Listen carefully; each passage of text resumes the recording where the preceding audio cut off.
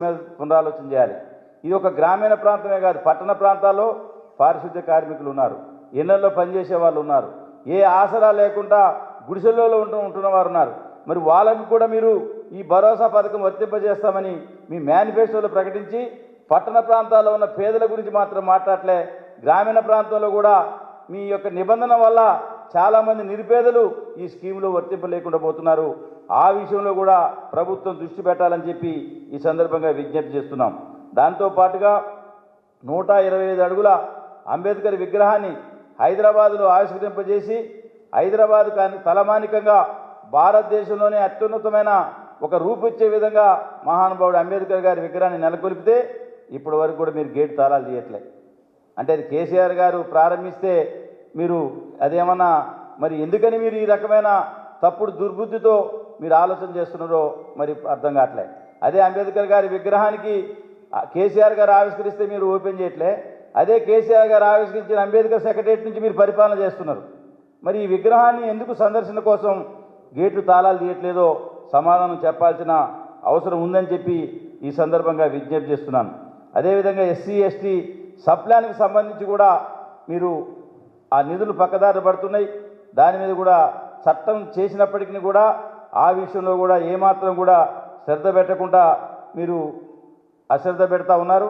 అందుకనే ఇప్పటికైనా దళిత వ్యతిరేక చర్యలు మానుకొని ఏదైతే ఎస్సీ వర్గీకరణకు సంబంధించి సుప్రీంకోర్టు తీర్పిచ్చిందో ఈ యొక్క మందాకృష్ణ మాదిగ గారు పెట్టిన కార్యక్రమం లోపుగానే ఆ యొక్క అమలు మీద స్పష్టమైన రూట్ మ్యాప్ ప్రకటించాలని చెప్పి ప్రభుత్వాన్ని డిమాండ్ చేస్తూ మరి మీరు కనుక ఆ రకంగా చేయకపోతే తప్పనిసరిగా బీఆర్ఎస్ పార్టీ మాదిగ జాతికి అండగా ఉండి ప్రత్యక్ష కార్యాచరణకు దిగుతామని చెప్పి ఈ ప్రభుత్వాన్ని హెచ్చరిక చేస్తూ ఇప్పటికైనా దళిత వ్యతిరేక చర్యలు పూర్తిగా మానుకొనాలి.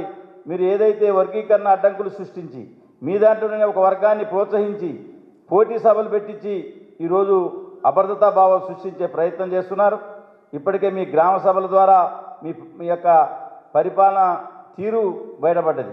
నిన్న మీరు సోషల్ మీడియా కాంగ్రెస్ పార్టీ ఏదైతే మీరు ట్విట్టర్ ద్వారా అఫీషియల్ ట్విట్టర్ ద్వారా ప్రభుత్వ పరిపాలన కోరాలని సెటరికల్గా ఫామ్ హౌస్ పరిపాలన కావాలన్నా ప్రజాపాలన కావాలంటే ఫామ్ హౌస్ అయినా బాధ లేదు, కేసీఆర్ గారి పరిపాలన మంచిదని చెప్పి మీ ట్విట్టర్ మీ కాంగ్రెస్ పార్టీ అధికారిక ఖాతాలోనే కేసీఆర్ గారి పాలనే బాగుందని 70% ప్రజలు చెప్పినట్టే మీ పరిపాలన ఎంత అస్తవ్యస్తంగా ఉందో దీన్ని బట్టి అర్థం చేసుకొని మరి మీరు అసెంబ్లీలో ఇచ్చిన హామీ మేరకు వర్గీకరణను తక్షణమే అమలు చేసి రేపు జరగబోతున్న ఉద్యోగ నియామకాల్లో దాన్ని అమలు చేయాలని చెప్పి అదేవిధంగా జరగబోతున్న స్థానిక సంస్థల ఎన్నికల్లో కూడా పార్లమెంట్ ఎన్నికల్లో మాదిగ జాతికి చేసిన ద్రోహాన్ని కాంగ్రెస్ పార్టీ రేపు జరగబోతున్న జిల్లా ప్రజా పరిషత్ మండల ప్రజా పరిషత్ గ్రామ పంచాయతీ ఎన్నికల్లో అట్లాంటి ద్రోహం చేయకుండా రాజకీయ పదవుల్లో కూడా జనాభా దామాష ప్రకారం ప్రాతినిధ్యం కల్పించి ఈ వర్గాన్ని ఆదుకోవాలి.